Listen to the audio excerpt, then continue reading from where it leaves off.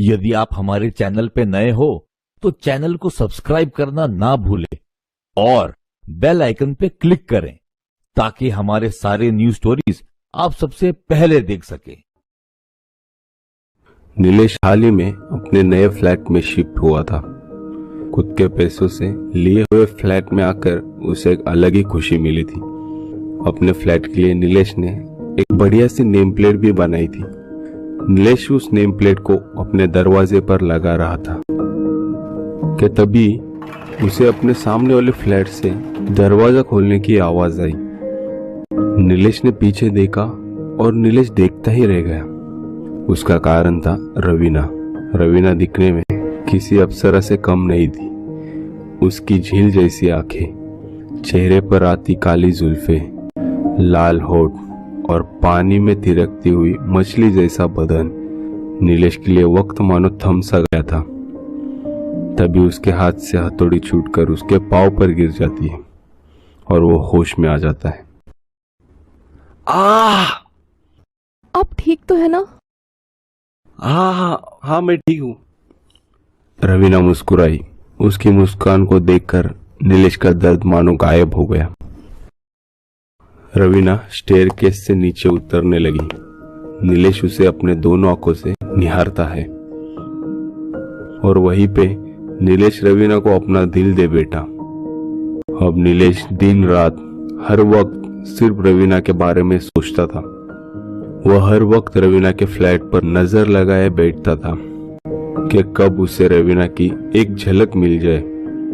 और जब जब रवीना उसे दिखाई देती, उसके आंखों में एक अलग ही चमक और चेहरे पर एक अलग ही खुशी छा जाती थी।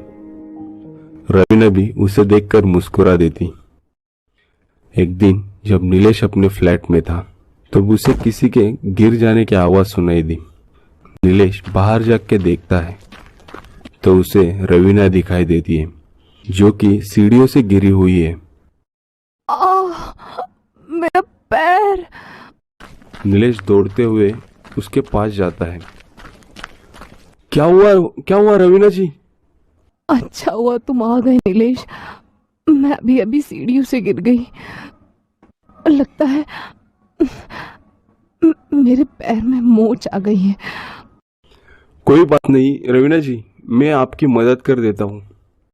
ऐसा कहकर नीलेश ने रवीना को सहारा दिया। रवीना जी, अब मेरा सहारा लेकर धीरे धीरे चलने की कोशिश कीजिए। आउच! नीलेश, चलना तो क्या, मैं तो अपने पैरों पर खड़ी भी नहीं हो सकती। एक काम करो, तुम मुझे उठाकर अपने फ्लैट में ले चलो। अपने फ्लैट में? नीलेश ने थोड़े झिझकते हुए पूछा। मेरे फ्लैट की चाबी मेरे पति के पास है और उन्हें आने में अभी वक्त है। मुझे बहुत दर्द हो रहा है। प्लीज मुझे ले चलो। ये सुनकर नीलेश की आंखें चमक गई। उसे मानो अपने कानों पर विश्वास ही नहीं हो रहा था। उसने बिना वक्त जाया किए रवीना को अपने गोद में उठाया और स्टेयरकेस से चढ़ने लगा। नीलेश पहले कभी किसी औरत के इतने करीब नहीं आया था। पहली बार रवीना को छूने का एहसास, उसके बदन से आने वाली अत्तर की खुशबू और उसकी आंखों से आंखों का टकराव, ये सब उसके लिए सपने जैसा था। नीलेश ने रवीना को फ्लैट के बेडरूम में सुला दिया। ड्रॉअर से मलहम निकालकर रवीना के पैर पर लगा दिया। थैंक यू नीलेश, मेरी मदद करने के लिए। अरे ये तो मेरा फर्ज था। वैसे आपकी शादी हो गई है? हाँ, क्यों? नहीं, मैं तो बस पूछ रहा था। वो एक बिजनेसमैन है।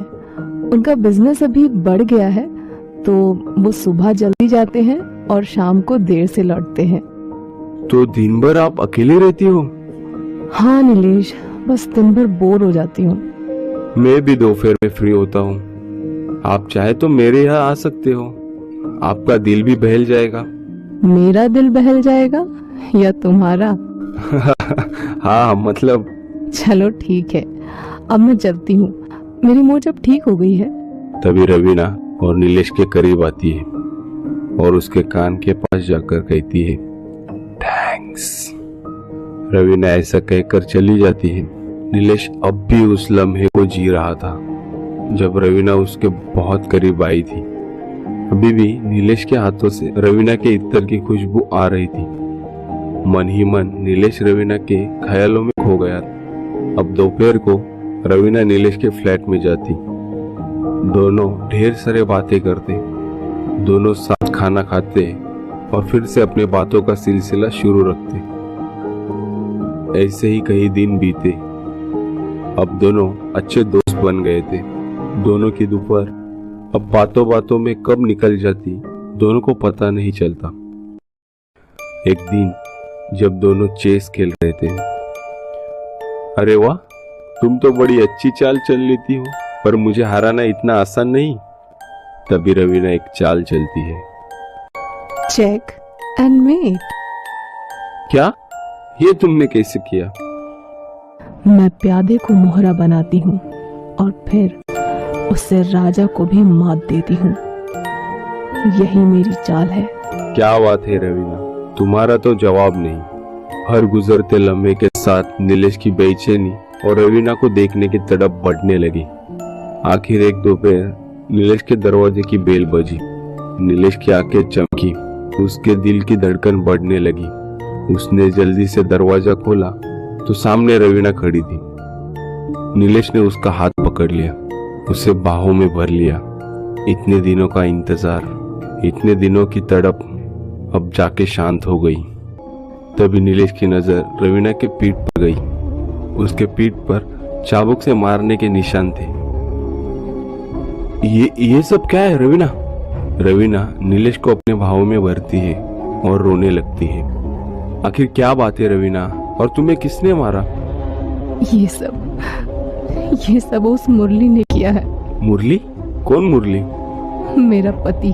हाँ, मेरा पति वो दरिंदा हर शाम दारू पीकर आता है और मुझे चाबुक से मारता है। ये बात तुमने मुझे पहले क्यों नहीं बताई? मुझे लगा कि आज नहीं तो कल उसकी ये हैवानियत खत्म हो जाएगी, पर नहीं, वो तो दिन ब दिन बदतर होती जा रही है। तंग आ गई हूँ मैं जिंदगी से। अब मौत ही मुझे उस दरिंदे से बचा सकती है। ऐसा मत कहो रवीना, चलो हम पुलिस के पास चलते हैं। नहीं, मैंने एक बार पुलिस के पास जाने की गलती की थी।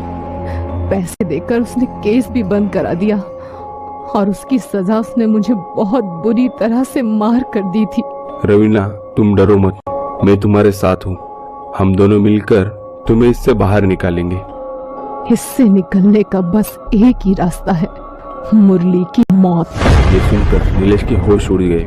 नीलेश का माथा पसीने से भर गया। ये तुम क्या कह रही हो? हाँ नीलेश, मुझे अब इन सब से छुटकारा चाहिए। मुरली के बाद हम दोनों साथ रहेंगे। तुम्हारे साथ बिताया हर पल, हर लम्हा मुझे सुकून देता है और अब मैं ये सुकून पूरी जिंदगी चाहती हूँ। ये सुनकर नीलेश सुन्न हो गया। उसे कुछ समझ नहीं आ रहा था कि क्या किया जाए। ज्यादा सोचो मत नीलेश, मैं और तुम जीवन भर के लिए एक हो जाएंगे। सिर्फ हमें मुरली को हटाना होगा। तुम ये काम करोगे ना नीलेश? बोलो नीलेश। नीलेश अब भी चुप था। जिंदगी उसे ऐसे मोड़ पर लाकर खड़ा करेगी, ये कभी उसने सोचा भी नहीं था। देखो नीलेश, मेरे पास एक प्लान भी है। कल इतवार है और इतवार के दिन मुरली दोपहर से ही दारू पीता है। तुम्हें जाके मुरली का काम तमाम करना होगा और फिर उसे किचन के फ्रिज में रखना होगा और रात होते ही हम दोनों उसे जंगल में जाके दफना देंगे। नीलेश, बस तुम्हारी हाँ का इंतजार है। बोलो नीलेश, तुम ये करोगे ना? बोलो नीलेश। रवीना, तुम ये क्या कर रही हो? ये सब गलत है रवीना।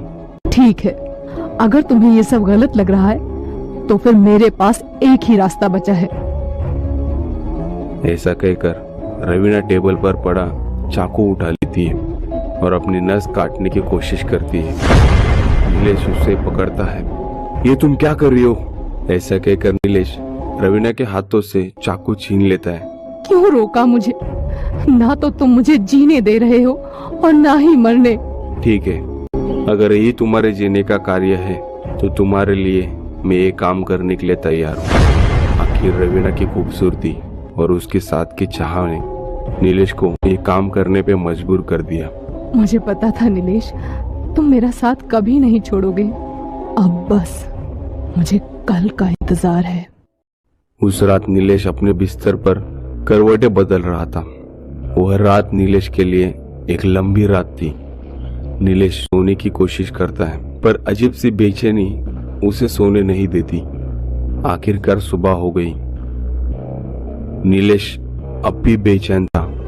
एक अजीब सा डर उसके मन में झांक रहा था। वो हॉल में इधर से उधर चलता है, बीच में रुक जाता है और घड़ी देखता है। वो फिर चलने लगता है। आखिरकार 2 बज गए। नीलेश ने अपने फ्लैट का दरवाजा खोला। आसपास देखा तो वहां कोई नहीं था। नीलेश ने रवीना के फ्लैट का डोरबेल बजाया। मुरली ने दरवाजा खोला। नीलेश के एक ही वार से मुरली बेचैन हो गया। नीलेश के हाथ खून से भर गए। उसकी आंखें रवीना को ढूंढ रही थी पर वो फ्लैट में नहीं थी। उसे बड़ा ही अजीब लगा पर प्लान के मुताबिक उसने मुरली की लाश फ्रिज में रखने के लिए दरवाजा खोला तो वहां रवीना की लाश पड़ी थी। उसे देखकर नीलेश की रूह कांपने लगी। नीलेश का दिल जोर जोर से धड़कने लगा। सांसें तेज हो गई और वो बेहोश हो गया। अगले दिन जब नीलेश को होश आया तब वो पुलिस स्टेशन में था। पोस्टमार्टम की रिपोर्ट के बाद पता चला कि रवीना की मौत 15 दिन पहले हो चुकी थी। जब ये बात नीलेश को पता चली तो वो डर गया। ये सदमा वो बर्दाश्त नहीं कर पाया और वो पागल हो गया।